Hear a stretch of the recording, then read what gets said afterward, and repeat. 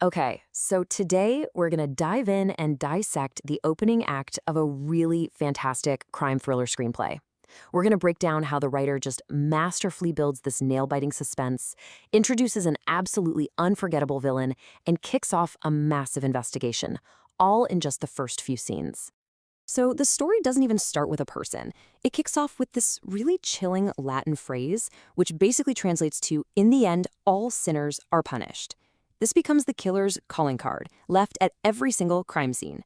And right away, that just sets the stage for something much, much darker than random violence. This is about judgment. And where does this so-called judgment take place? You'd think some dark alley, right? Nope. A beautiful, sunny morning in a very public park. The script does this brilliant thing where it contrasts this totally peaceful, everyday scene with the absolute brutality that's about to happen. We see Senator John Emerson. He's on his morning run. He's got his security with him. Everything just seems completely normal.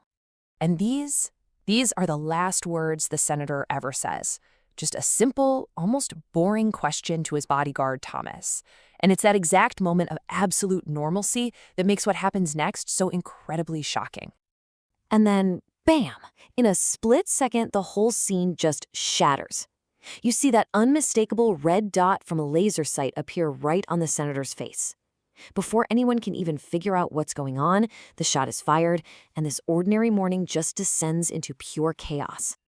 Now, this is where the writer does something really interesting. The script immediately cuts to a drone's eye view, just like the kind of footage you'd see on the evening news. It's such a powerful technique because it gives us this cold, detached view of the murder. It makes it feel less like a crime of passion and more like a calculated public execution. And that public view is so important because a news voiceover in the script tells us right away this isn't just some random murder. Nope. This is the work of a known serial killer who already has the entire city completely on edge. So what becomes clear right away is that this killer has a very specific MO, a modus operandi.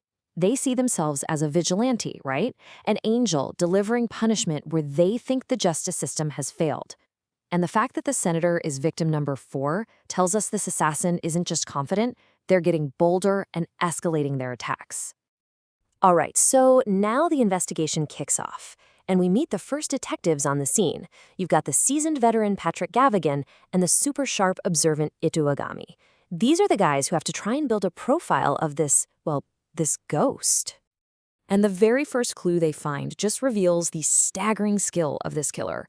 The shot was made from nearly 1,200 yards away. To put that in perspective, that's the length of more than 10 football fields, end to end. This wasn't just a murder. This was a demonstration of incredible, almost unbelievable military-grade marksmanship. So back at the sniper's nest, Officer Ito, who's this expert tracker, starts finding the first real concrete details. Based on just these subtle little impressions in the sand, he figures out the shooter is a woman, probably about 5'6", and athletic. And, crucially, she used windage flags. These are little markers to judge wind speed to make that impossible shot, which just confirms she's an absolute pro. Now, while the police are way up on this hill, piecing all these clues together, the script gives us, the audience, this privileged and frankly terrifying view. We get to meet the killer. And let's just say she is nowhere near as far away as they think she is. And this just shows her incredible nerve and her cunning. I mean, moments after the assassination, she's right down there at the crime scene, pretending to be a witness. Then, she breaks into the senator's SUV to steal data. And an hour later, she's casually chatting with cops at a Whole Foods, using them to build her alibi. She's a ghost, just hiding in plain sight. Later, we're in her safe house, and we finally see where that calling card comes from. It's not just a note she leaves behind. It's a massive tattoo across her back, an angel of death holding a scroll with that same Latin phrase. This isn't just a signature. This is her personal creed, literally etched into her skin. So just when you think you've kind of got a handle on her motives, vigilante justice, the whole plot just twists. Turns out the senator's murder wasn't the endgame. Oh no, that was just the opening move. Our assassin, Sandra, puts on a new identity and moves right onto a next target. This next sequence just shows you how much of a mastermind she is. It's not just about pulling a trigger, it's a multi-layered operation. She uses a drugged accomplice as a delivery mechanism to get inside, takes out her target, frames the accomplice, and creates a chaotic crime scene that sends investigators in the completely wrong direction, all while she just slips away. And it's her accomplice, Ivan, who gives her a new and honestly a much more fitting name. She's no angel of justice. He calls her Sniviatalka. That's Russian for reaper. You know, a force of nature that's merciless, unstoppable, and totally inevitable. And then they find a safe stuffed with stacks of cash. This just flips the whole script, right? This isn't just about vigilante justice anymore. There is a lot of money involved, which suggests the senator and his campaign manager were mixed up in something much, much darker. Okay, so this is where the opening act really hits its climax. Just as the police are reeling from a second murder, the Reaper herself decides to escalate things dramatically.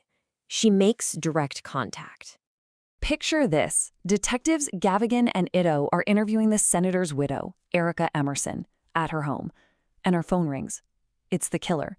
And Patrick, the detective, puts the call on speakerphone, and they all just have to sit there completely stunned and listen as the Reaper speaks directly to her next victim. And that's the ultimatum. It's not a negotiation. It's a death sentence delivered with a 6-day deadline. The Reaper has just turned a murder investigation into a frantic race against the clock, and she did it right in front of the lead detectives. The audacity is just off the charts. So that one phone call changes absolutely everything. It connects the two murders, it immediately implicates the senator's widow, and it forces the city to create a dedicated task force to hunt this killer down. The game has officially been set. And that's where the script's opening leaves us. We've got this terrifyingly skilled assassin, a deepening political conspiracy, a target with a 6-day lifespan, and an entire city holding its breath. The hunt is on, for sure. But the real question is, how in the world do you catch a ghost?